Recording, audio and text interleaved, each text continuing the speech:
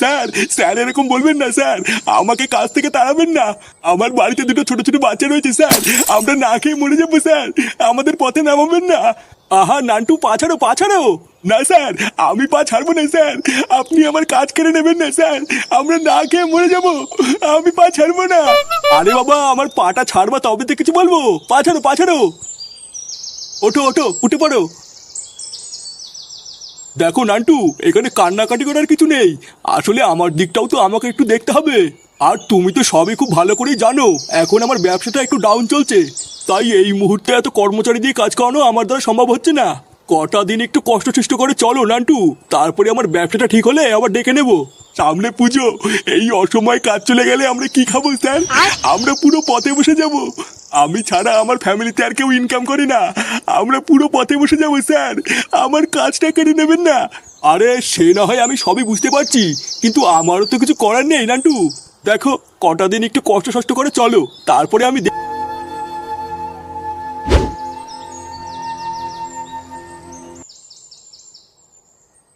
ও ঠাকুমা, দাদু আইতে। হ্যাঁ গো, তুমি এত তাড়াতাড়ি চলে আসলে কেন? কাজে যাওনি? আর কাজ গোগিন্নি, কাজ থাকলে তো কাজে যাবো। এইসব কি উল্টো পাল্টা কথা বলছো তুমি? কাজ থাকলে যাবা মানে? হ্যাঁ গোগিন্নি, আমার কাজটা আর নেই, আমাকে কাজ থেকে বের করে দিয়েছে। উমা, এইসব কি অলক্ষণী কথা বলছো তুমি? তোমাকে কাজ থেকে বের করে দিয়েছে মানে? কিসব বলছো? তোমার মাথা ঠিক আছে তো? হ্যাঁ গোগিন্নি, আমার মাথা শরীর সবই ঠিক আছে, মালিক আমাকে বললো কাল থেকে আর কাজে আসতে না। সে কি গো, তাহলে কাল থেকে সংসার কি করে চলবে? আর তাছাড়াও সামনে পুজো, পুজোর ভিতরে কি করে চলবো? জানি না গোগিন্নি, আমি কিচ্ছু জানি না, আমার মাথায় কিচ্ছু ঢুকছে না, আমি পাগল হয়ে যাব, আমি পাগল হয়ে যাবো গিন্নি। দাদু, তুমি পাগল চোদা হয়ে যাবা। ওষুধ খাও ওষুধ খাও, দেখবা ঠিক হয়ে যাবে।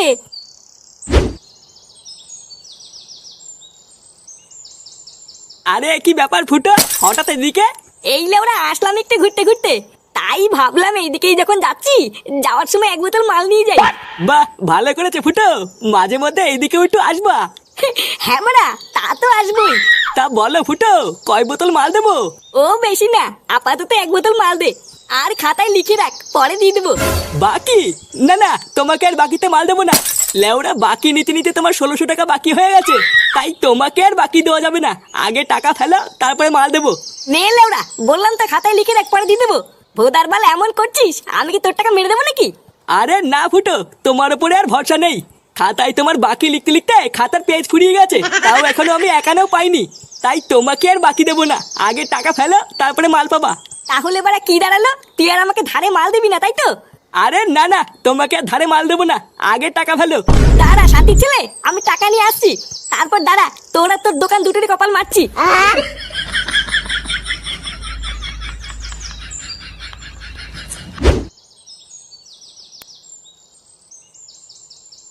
হ্যাঁ গো, মাথায় হাত দিয়ে কি ভাবছো এত? ভাবছি গোগিন্নি, এইভাবে তো আর ঘরে বসে থাকলে হবে না, একটা কাজ খুঁজতে হবে। সে না হয় তুমি পরে খুঁজবে, আগে বলো আজকে কি রান্না করব? ঘরে তো এক মুঠ চাল ছাড়া আর কিছুই নেই। দাদু, ও দাদু, আমাকে একটু রেলগাড়ি কিনে দাও না, আমি খেলা করবো। চোদ না আমার, ঘরে চাল কেনার টাকা নেই আর উনি রেলগাড়ি নিয়ে খেলা করবে? আমার সব বন্ধুদের কাছে অনেক খেলনা আছে, আমার কাছে কিছুই নেই, দাও না দাদু কিনে। এ ভোদারবাল মেলা ফ্যাচ ফ্যাচ করিস না তো, বেরো এখান থেকে, আমার কাছে এসে গুদগুদ না মারিয়ে যা নিজের বাপের কাছে কি চাগিয়ে। হ্যাঁ গো, তুমিও ওইভাবে বলছো কেন? তা বলবো না তো কি করবো, দেখতে পাচ্ছ না কান মাথার গা মেরে দিচ্ছে। ভোদা আমি আছি আমার জেলায় আর এরা আছে এদের ফুর্তিতে। আচ্ছা ওইসব বাদ দাও, আগে বলো আজকে কি রান্না করবো। ঠাকুমা, মাংস খাবো, মাংস করো। অনেকদিন মাংস খাই না, আজকে একটু মাংস খাবো। শুয়োরের বাচ্চা, বাপের বাড়া খাইছিস কোনোদিন? খাসনি তো, আয় আজকে দাদুর বাড়া ছিঁড়ে খাবি আয়। যত সব হাবাইতে চুদাগুলো আমার কপালে এসে জোটে। ও বাবা, তাড়াতাড়ি 100 টাকা দাও তো, আমার খুব দরকার। কি হয়েছে, 100 টাকা নিবি? শুয়োরের বাচ্চাগুলো, আমি কি এখানে দেহ ব্যবসা করছি নাকি? হ্যাঁ, লেওরা শান্তি যে একটু ঘরে থাকবো তারও উপায় নাই।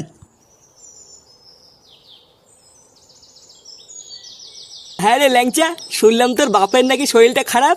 হ্যাঁ গো পল্টুদা, কয়দিন ধরে বাবার শরীরটা খুব খারাপ, ঠিক মতন এখন আর কাজও করতে পারে না, কেন রে পঙ্গুচুদা হয়ে গেছে নাকি? শোন ফটকে, আমার বাবাকে নিয়ে কিন্তু একদম উল্টোপাল্টা কথা বলবি না। নে লেওড়া, আমি আবার কখন উল্টোপাল্টা কথা বললাম? ফটকে, কেন ফালতুর পিছনে লাগছিস? হ্যাঁ, তারপরে বল ল্যাংচা, তোর বাবা এখন কেমন আছে? কেমন আবার থাকবে, খুব একটা ভালো নেই গো পটুদা। তারপরে আবার বাড়ির অবস্থা ভালো না, টাকা পয়সাও নেই। আমি তো ঠিক করেই নিয়েছি, এবার একটা কাজে ঢুকে যাব। হ্যাঁ, এটা তুই ভালো বলেছিস। আমাকেও লেওড়া একটা কাজে ঢুকতে হবে, এইভাবে আর হচ্ছে না। চোদনা বয়সও তো হচ্ছে, বাপের কাছ থেকে এবার কয়দিন বিড়ির টাকা চেয়ে খাবো। কিরে ফুটো, কোথায় গেছিলি? আর বাড়া কোথায় আর যাবো, গান মারতে মারতে এখানেই আসলাম। না সে ঠিক আছে, কিন্তু ভোদার বাল তুই এত খোঁজে আছিস কেন? আর বলিস না তো, লেওরা একটু মাল খাওয়ার জন্য ঝন্টুর দোকানে মাল আনতে গেছিলাম। আর চুদির ভাইটা বলে কিনা বাকিতে মাল দেবে না। বাড়িতে গিয়ে বাপের কাছে 100টা টাকা চাইলাম, বাপও ভোদা দিল না। 100টা টাকা যদি হাতে থাকতো না, ওই ঝন্টু গুদমানের মুখে ছুঁড়ে মারতাম। পল্টু, মাল বলতে মনে পড়লো, বহুদিন মাল খাই না, চল আজকে একটু বসি। বলছিস? হ্যাঁ গো পল্টুদা, চলো আজকে সন্ধ্যাবেলা একটু মাল নিয়ে বসি। আরে বাবা, বললাম তো এখানে কোনো কাজ নেই। এই অবেলা করে মাথা খাঁচাবেন না, তা যান এখান থেকে যান। খুব বিপদে পড়েছি দাদা, আমার এই মুহূর্তে একটা কাজের খুবই দরকার। বাড়িতে দুটো ছোট ছোট ছেলে মেয়ে আছে দাদা, খুব অভাবের ভিতরে পড়ে গেছি, একটা কাজের ব্যবস্থা করে দিন। আরে রাখুন তো আপনার অভাব, আপনাদের মতো লোকদের না ভালোভাবে চেনা আছে। আজকে অভাবের নাম করে একটা কাজ দেবেন, আর কালকে দোকান থেকে একটা দামি জিনিস চুরি করে পালাবেন। এইরকম কত দেখেছি, আপনি আর মানুষ চেনাবেন না। আসলে সত্যি কি জানেন, আপনাদের মতো লোকদের না অভাব যায় না মরলেও। আরে জানতো লেওরা, যান এখান থেকে, ধান্দার সময় ফ্যাস ফ্যাস করবেন না। লেওরা ধান্দার সময় যত সব আলমাল এসে জোটে।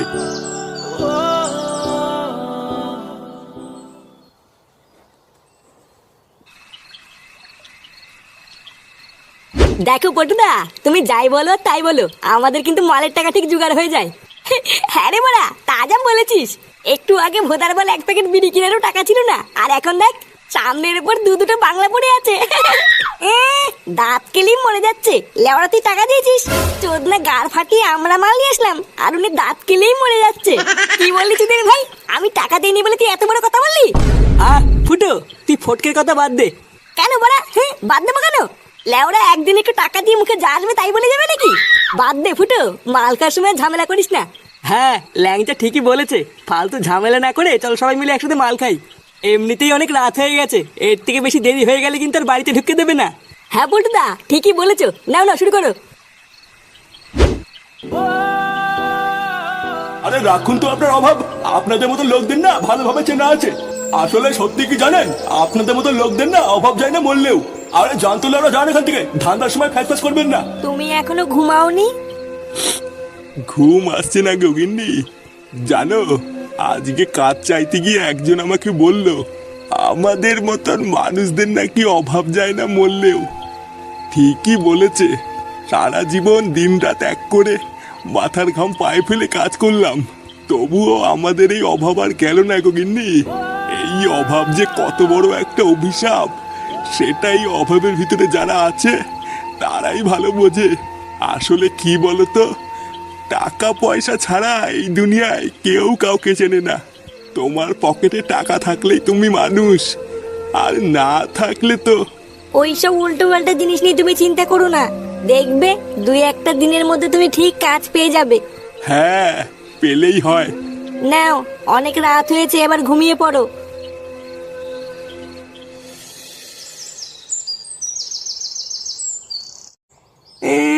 কাজ লাগবে? দেখুন, আমার হচ্ছে এই একটা ছোট দেশি মালের দোকান। এখন এইখানে আপনার করার মতন তো তেমন কোনো কাজই নেই। দেখো না বাবু, আমি ভীষণ বিপদে পড়েছি। আমি যে কোনো কাজ করতে রাজি আছি। যে কোনো কাজ? হ্যাঁ, একটা কাজ আছে, তবে আপনি কি সেই কাজ করতে পারবেন? হ্যাঁ হ্যাঁ বাবু, আমি সব কাজ করতে পারবো। তুমি বলো না কি কাজ করতে হবে। না, তেমন কোনো কঠিন কাজ না। মানে ওই মাতালটা মালকে দোকানের সামনে যে বোতলগুলো ফেলে দিয়ে যাবে, আপনি শুধু সেইগুলো পরিষ্কার করে রাখবেন। স্পষ্ট ভাষায় বলতে গেলে দোকানের সামনেটা একটু পরিষ্কার পরিচ্ছন্ন করে রাখবেন। হ্যাঁ হ্যাঁ বাবু, আমার কোনো সমস্যা নেই, আমি এই কাজ করতে রাজি। বাহ, তাহলে তো হয়েই গেল। আপনি আজ থেকে কাজ শুরু করে দিন। দোকানের সামনেটা পুরো পরিষ্কার পরিচ্ছন্ন করে রাখবেন, আমি আপনাকে রোজ 150 টাকা করে দেবো। আচ্ছা আচ্ছা বাবু, ঠিক আছে। তাহলে এখন যান, দোকানের পিছনে একটা কল আছে, ওইখান থেকে জল ভরে এনে সামনেটা একটু ছিটিয়ে দিন।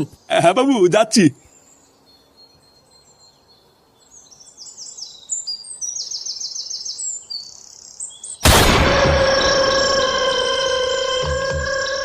কি তোরা এখানে?